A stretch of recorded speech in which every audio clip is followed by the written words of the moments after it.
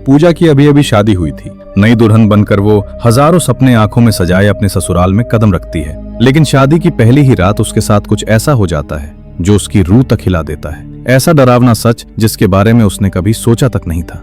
डरी और टूटी हुई पूजा जब हिम्मत जुटाकर अपनी जेठानी कमलेश के पास अपना दर्द लेकर जाती है तो उसे सहारा मिलने के बजाय एक जोरदार थप्पड़ मिलता है। वो जमीन पर गिरकर फूट फूट कर रोने लगती है। आखिर उसके साथ ऐसा क्या हुआ? एक नई दुल्हन को इतना बड़ा दर्द क्यों झेलना पड़ा? ये कहानी दिल को झकझोर देगी और आखिर में एक गहरी सीख भी दे जाएगी। लेकिन उस भयानक रात तक हालात कैसे पहुंचे, ये समझने के लिए हमें थोड़ा पीछे जाना होगा। इस कहानी का केंद्र है कमलेश, एक जिम्मेदार औरत जो अपने बड़े परिवार को संभालती है। उसके घर में उसका पति, छोटी बेटी, सास ससुर, एक चुप रहने वाली दादी और देवर अरुण है। कमलेश के लिए अरुण सिर्फ देवर नहीं बल्कि बेटे जैसा है और इसी बीच समय धीरे धीरे आगे बढ़ता रहता है। अब अरुण बड़ा हो चुका था और उसका परिवार उसके लिए लड़की देखने निकलता है। जिस लड़की से मिलने वे जाते हैं उसका नाम पूजा होता है। इंग्लिश ऑनर्स में ग्रेजुएट पूजा अपनी समझदारी और आत्मविश्वास से सबको पहली ही मुलाकात में प्रभावित कर देती है। जब वो अपनी मधुर आवाज में एक अंग्रेजी गाना सुनाती है तो घर के सभी लोग जैसे उस पर मोहित हो जाते हैं। अरुण तो उसे देखते ही दिल दे बैठता है, लेकिन उसी कमरे में एक चेहरा ऐसा भी था जो खुश नहीं बल्कि उलझन में दिख रहा था। वो थी कमलेश। उसे पूजा का खुला और आधुनिक स्वभाव बिल्कुल पसंद नहीं आता। फिर भी अरुण की खुशी और उसकी जिद के आगे वो चुप हो जाती है और मन मारकर इस रिश्ते के लिए हाँ कर देती है। उसी दिन जल्दी जल्दी में पूरे धूमधाम से सगाई भी हो जाती है और पूजा की उंगली में अरुण के नाम की अंगूठी पहनाई जाती है। लेकिन किसी को अंदाजा नहीं था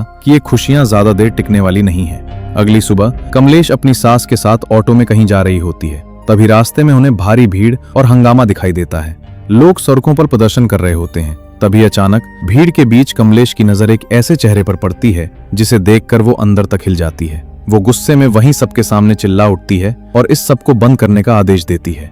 फिर वो तेजी से आगे बढ़ती है, पूजा का हाथ झटके से पकड़ती है और उसकी उंगली से सगाई की अंगूठी बेरहमी से निकाल देती है। सिर्फ एक ही पल में कमलेश ने उस रिश्ते को तोड़ दिया जो अभी कल ही जुड़ा था। पूरे घर में हंगामा मच गया। उसके पति ने उसे साफ शब्दों में समझाया कि बिना सोचे समझे जो उसने किया है अब उसे ही संभालना होगा। अरुण भी बार बार उसे मनाने की कोशिश करता रहा और कहता रहा कि पूजा की सोच गलत नहीं है, लेकिन कमलेश अपने घमंड में इतनी अंधी हो चुकी थी कि उसने किसी की एक नहीं सुनी। तभी कहानी में एक भावुक मोड़ आता है जब पूजा खुद अपने रिश्ते को बचाने के लिए कमलेश के पास पहुंचती है और बहुत शांति से माफी मांगते हुए कहती है कि अगर हम सही और दूसरों के हक के लिए खड़े नहीं होंगे तो धीरे धीरे सब कुछ खत्म हो जाएगा। कमलेश, जो भले ही पुरानी सोच की थी लेकिन दिल की बुरी नहीं थी, पूजा की बातों की सच्चाई को महसूस कर लेती है। उसका दिल पिघल जाता है और वो मुस्कुराते हुए कहती है कि उसे बातें समझने में थोड़ा समय लगता है, लेकिन एक बार समझ आ जाए तो वो हमेशा सही का साथ देती है। और फिर पूरे सम्मान के साथ वो अंगूठी वापस पूजा को पहना देती है। आखिरकार शादी का दिन आता है, शहनाइयां बजती हैं और अरुण व पूजा 7 फेरों में बन जाते हैं। लेकिन इस खुशी के माहौल के पीछे एक बड़ी परेशानी छिपी होती है, क्योंकि उसी दिन पूजा की तबीयत बेहद खराब थी। उसे तेज बुखार था और पूरा शरीर दर्द से टूट रहा था। यहाँ तक कि फेरों के दौरान भी वो दवाइयों के सहारे मुश्किल से खड़ी रह पाई। सारी रस्में खत्म होने के बाद वो रात आती है जिसे हर नई दुल्हन अपनी जिंदगी की सबसे खास रात मानती है, लेकिन पूजा के लिए सब कुछ अलग था। सुहाग रात में अरुण कमरे में आता है और थोड़ी औपचारिक बातों के बाद उसके करीब आने लगता है। तभी पूजा साफ शब्दों में उसे रोकते हुए कहती है कि उसकी तबीयत बहुत खराब है, उसे तेज बुखार है और वो दर्द से परेशान है, इसलिए आज कुछ भी ना किया जाए। लेकिन अरुण पर जैसे अपने अधिकार और घमंड का नशा चला हुआ था, उसने उसकी एक नहीं सुनी।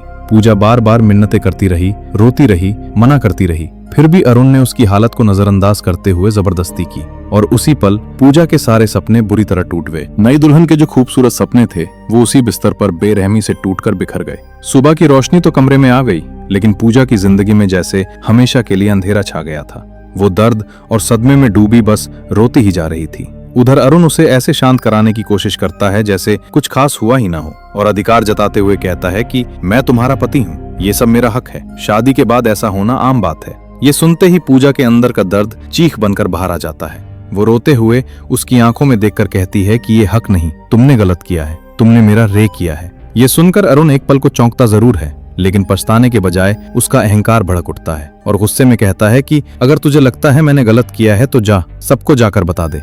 इतना कहकर वो बेरहमी से पूजा को कमरे से बाहर धक्का देकर निकाल देता है। कांपती और रोती हुई पूजा जैसे ही बाहर आती है, उसकी नजर आंगन में खड़ी कमलेश पर पड़ती है, जो आस पड़ोस की औरतों से बातें कर रही होती है। और तभी पूजा के कानों में कमलेश की ये बात पड़ती है कि औरतें किसी धमाके से उतना नहीं डरती जितना अपनी इज्जत के तमाशा बनने से डरती हैं। और ये बात पूजा के दिल में किसी जहर भरे तीर की तरह जा चुभती है। उसे उसी पल समझ आ जाता है कि जिस समाज और परिवार में वो है, वहाँ सच बोलने पर उसे इंसाफ नहीं मिलेगा, बल्कि उसकी इज्जत ही सबके सामने उछाली जाएगी। बदनामी के इसी डर से वो टूट जाती है और जो लड़की हमेशा अपने हक के लिए खड़ी रहती थी, वही अपने आंसू दबाकर चुपचाप फिर उसी घुटन भरे कमरे में लौट जाती है। उसके दिल में कहीं एक छोटी सी उम्मीद बाकी थी कि शायद अरुण को अपनी गलती का एहसास हो जाएगा और वो उससे माफी मांगेगा, लेकिन उसका व्यवहार देखकर पूजा की बची कुची उम्मीद भी खत्म हो जाती है। वो पहले ही दर्द से जूझ रही थी, फिर भी अरुण ने अपनी जिद और चाहत को प्यार का नाम देकर एक बार फिर उसके साथ जबरदस्ती की। अब पूजा पूरी तरह अंदर से टूट चुकी थी। उसे समझ आ गया था कि जिसे लोग पति पत्नी का प्यार कहते हैं, उसके लिए वो सिर्फ एक जबरन थोपे गए रिश्ते जैसा है, जिसके खिलाफ वो कुछ नहीं कर सकती। अगली सुबह जब कमलेश की नजर छत के किनारे खामोश खड़ी पूजा पर पड़ती है, तो उसकी सूनी आंखें और बुझा चेहरा देखकर वो घबरा जाती है। लेकिन बार बार पूछने के बावजूद भी पूजा उस रात की सच्चाई बताने की हिम्मत नहीं जुटा पाती। कमलेश को महसूस हो गया था कि कुछ बहुत गलत हुआ है, इसलिए वो बिना ज्यादा सवाल किए पूजा को उसके मायके छोड़ आती है। मायके पहुंचकर पूजा को लगता है कि शायद उसकी माँ ही उसका दर्द समझ पाएगी, इसलिए वो अकेले में बैठकर उसे पूरी सच्चाई बता देती है। उस रात क्या हुआ और अरुण ने उसके साथ कैसी दरिंदगी की। लेकिन माँ का जवाब सुनकर पूजा अंदर से हिल जाती है, क्योंकि माँ उसे गले लगाने के बजाय समझाने लगती है कि पति पत्नी के बीच ये सब सामान्य है, शादी के बाद ये सब निभाना पड़ता है और इसी से परिवार आगे बढ़ता है। अपनी ही माँ के मुंह से ये बातें सुनकर पूजा बिल्कुल टूट जाती है। इसके बाद माँ भावनात्मक दबाव डालते हुए घर की गरीबी का हवाला देती है और उसे तुरंत ससुराल लौटने के लिए मजबूर करती है। यहाँ तक की धमकी भी देती है कि अगर वो नहीं गई तो वो खुद को नुकसान पहुंचा लेगी। अपनों से मिले इस धोखे के बाद पूजा के पास कोई और रास्ता नहीं बचता और वो मजबूरी में एक जिंदा लाश की तरह कमलेश के साथ वापस चल पड़ती है। लेकिन रास्ते में एक जगह वॉशरूम जाने का बहाना बनाकर वो ऑटो से उतरती है और अपनी जिंदगी का सबसे बड़ा फैसला लेते हुए बिना पीछे देखे वहां से चुपचाप भाग जाती है। कमलेश ने उसे हर जगह पागलों की तरह ढूंढा, लेकिन पूजा का कहीं कोई पता नहीं चला। जब वो खाली हाथ घर लौटी और ये बात सबको बताई तो पूरे घर में हड़कंप मच गया। सबने मिलकर उसे तलाशने की कोशिश की, लेकिन वो जैसे कहीं गायब हो गई थी। आखिर थक हार कर कमलेश ने पूजा की दोस्त सोना को फोन किया, जो एक एनजीओ में काम करती थी। सोना ने कहा कि उसे अभी कुछ नहीं पता, लेकिन वो पूरी कोशिश करेगी उसे ढूंढने की। कुछ समय बाद आखिरकार सोना को पूजा मिल जाती है, एक सुनसान पार्क के कोने में डरी सहमी और चुपचाप बैठी हुई, जैसे कोई खोई हुई बच्ची हो। जब कमलेश वहां पहुंचती है तो पूजा हिम्मत करके उस रात की सारी सच्चाई और अरुण की दरिंदगी उसके सामने बता देती है। लेकिन अरुण को सालों से बेटे की तरह मानने वाली कमलेश का अंधा भरोसा इस सच को स्वीकार नहीं कर पाता। सच सुनने के बजाय उसका गुस्सा भड़क उठता है और वो पूजा के गाल पर जोरदार थप्पड़ मार देती है। वो चिल्लाते हुए उसे लगभग घसीट कर वापस घर ले आती है। हालांकि इस सब के बावजूद एक औरत होने के नाते उसके मन में कहीं न कहीं शक का बीज जरूर पड़ चुका था। वहीं दूसरी तरफ हम देखते हैं कि हनीमून जैसे दिखने वाले उन पलों में भी पूजा अंदर से पूरी तरह डरी हुई और खाली हो चुकी थी।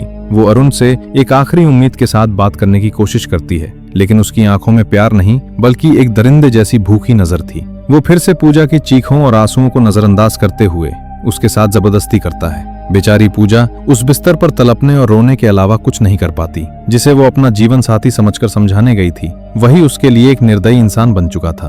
उस रात पूजा को पूरी तरह समझ आ गया कि अरुण की नजरों में वो कोई पत्नी या प्यार नहीं, बल्कि सिर्फ उसकी चाहत पूरी करने का एक बेजान जरिया है। उसकी जिंदगी अब एक जीते जागते नर्क में बदल चुकी थी। एक रात डर से कांपती हुई पूजा खुद को बाथरूम में बंद कर लेती है। बाहर से अरुण दरवाजे को पीटते हुए उसे बाहर आने का हुक्म देता है। अंदर से डरी हुई पूजा रोते हुए कहती है कि आज वो उसके पास नहीं आ सकती, उसके पीरियड शुरू हो गए हैं। लेकिन उस पर सवार हवस को कोई कैसे रोक सकता था। अरुण का जवाब किसी की भी रूह कांपाने के लिए काफी था। वो बेशर्मी से कहता है कि झूठ मत बोल, दरवाजा खोल, मुझे देखना है। ये सुनकर बाथरूम के अंदर खड़ी पूजा की जान सूख जाती है। उसे साफ समझ आ जाता है कि ये इंसान उसकी किसी बात को नहीं मानेगा। उसी डर और लाचारी के बीच उसकी नजर पास में रखी एक ब्लेड पर पड़ती है और यही सीन खत्म हो जाता है। अगली सुबह घर में हड़कंप मच जाता है जब सबको पता चलता है कि पूजा अस्पताल में है और उसकी हालत बहुत गंभीर है। पूरा परिवार घबराया हुआ वहां पहुंचता है। अरुण चालाकी से सबको गुमराह करते हुए कहता है कि पूजा को कोई अंदरूनी परेशानी थी, शायद उसी वजह से उसकी ये हालत हुई है।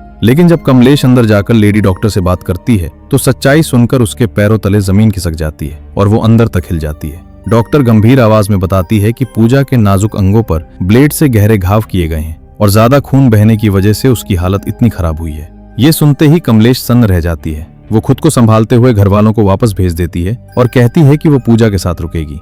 जब पूजा को होश आता है और कमलेश उसके पास बैठती है तो पूजा रोते हुए पूरी सच्चाई बता देती है कि आखिर उसे इस हालत तक किसने पहुंचाया। ये सब सुनकर कमलेश अंदर से पूरी तरह टूट जाती है। उस रात जब कमलेश घर लौटती है तो पूजा के दर्द को समझने के लिए वो खुद बाथरूम में जाती है और वही ब्लेड उठा लेती है। वो उसे अपनी त्वचा पर रखकर वैसा ही करने की कोशिश करती है जैसा पूजा ने किया था, लेकिन जैसे ही ब्लेड हल्का सा चुभता है उसके हाथ कांपने लगते हैं और वो तुरंत उसे फेंक देती है। उसी पल उसे गहराई से एहसास होता है कि एक 21 साल की मासूम लड़की आखिर कितने डर और दर्द से गुजरी होगी जो उसने खुद को इतनी भयानक सजा दे दी। पूजा, जो कभी अपनी आंखों में शादी और नए जीवन के हजारों खूबसूरत सपने लेकर इस घर में आई थी, आज उसकी जिंदगी एक ऐसे डरावने नर्क में बदल चुकी है जहां उसका अपना पति ही उसका सबसे बड़ा गुनहगार बन गया है। प्यार और हक के नाम पर उसने जो सहा वो किसी भी सजा से कम नहीं था, लेकिन अब जब वो मौत के मुंह से वापस लौटी है और उसे उसी कमलेश का साथ मिल गया है जो पहले उसके खिलाफ थी, तो आगे क्या होगा? आपके अनुसार अब पूजा को क्या करना चाहिए? क्या वो अरुण को माफ कर दे या उसे ऐसी सजा दिलवाए जो दूसरों के लिए मिसाल बने? अपनी राय हमें कमेंट में जरूर बताएं। वीडियो को लाइक करें और चैनल को सब्सक्राइब करना ना भूलें ताकि कहानी का अगला और सबसे महत्वपूर्ण हिस्सा आप तक सबसे पहले पहुंच सके।